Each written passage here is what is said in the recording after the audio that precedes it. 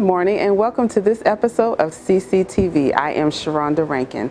As we celebrate Black History Month, we are going to speak to some phenomenal, amazing women that have decades of transit experience. Join us as we find out who has influenced their lives.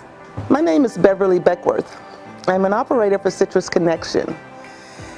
And the question that you want to ask me is, who influenced me to be the person I am today? I would have to say my grandmother and grandfather. I was raised by my grandmother and grandfather, and they were very hardworking people. My grandfather worked until he was 50 years at the phosphate mines, and then he retired and worked for the city, the county, for another 10. My grandmother, she actually drove school bus, and my friends kid me all the time because that's what I happened to do. So she drove the school bus until 1973.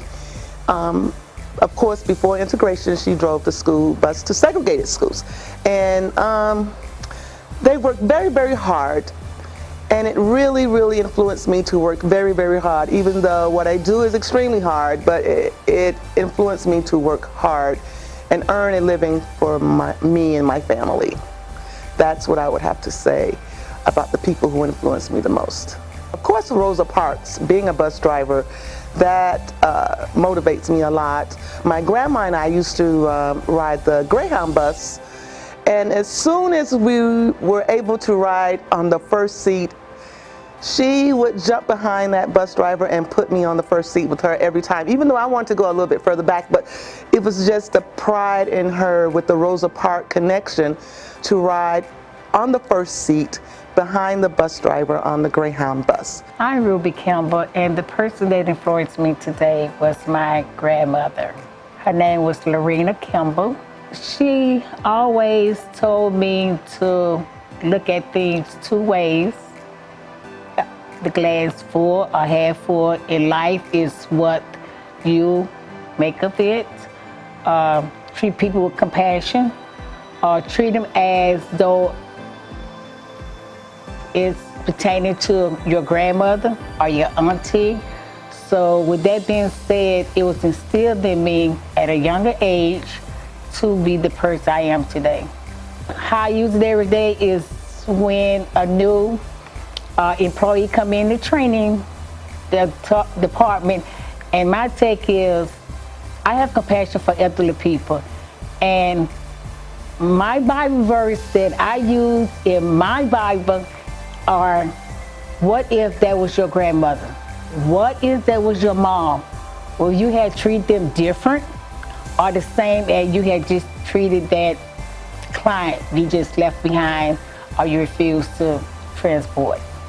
I tell that to all the trainees to make them think, you know, it's more than just getting on the bus and just riding, but they rely on us and the service that we give them. A home economic teacher, and her name was Ms. Zanders. And at that time, I was pregnant at a younger age, and she let me know that life did not stop there, that it was a potential in me that I could go higher in life. Don't let this setback, set me back to what I can accomplish in life. I made my first apron. Yes, and we had to tear the apron up like 10 times. I'm like, this is not gonna be an apron. She said, yes it is. And she used that apron, the way she tore that apron up, as in life. You could tear it up 10 times, but on the end, it becomes something. And it went from rags to an apron. And I kind of followed that, and it kind of stuck with me. So I could have like 10 different back set in life, but that do not say that this is where I'm going to be. So it's just a temporary situation. Okay, well, my name is Tony Wilson.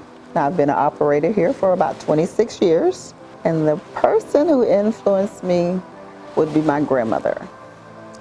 Her name was Eula Mae Laster.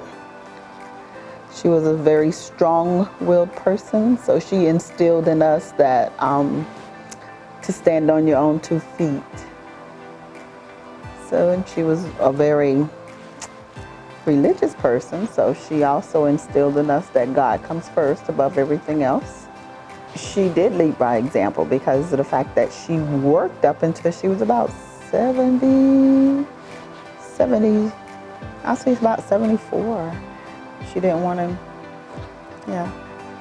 Well, she loved the family that she was with.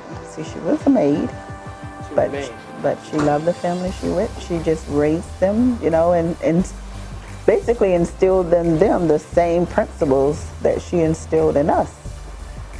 So, well, I'm hoping, well, when my husband and I have 2 kids, so the value of getting out to, like you, to be your own person, so that work ethic is there, and it apparently is working because when they got their first jobs, they both were 15, and they've been working ever since and on their own. My son is married with 3 kids. So yeah, yes, I am a grandmother of 4 grandboys. They don't know what girls are, but we have 4 grandboys. School is a priority. So without school, you know, there is just no other way. So of course, I would have to say Miss Cook. She was my 6th grade teacher, and actually I still remember that, surprisingly, but yes. She was a home economics teacher, and she did you know, taught you to the value of a true home.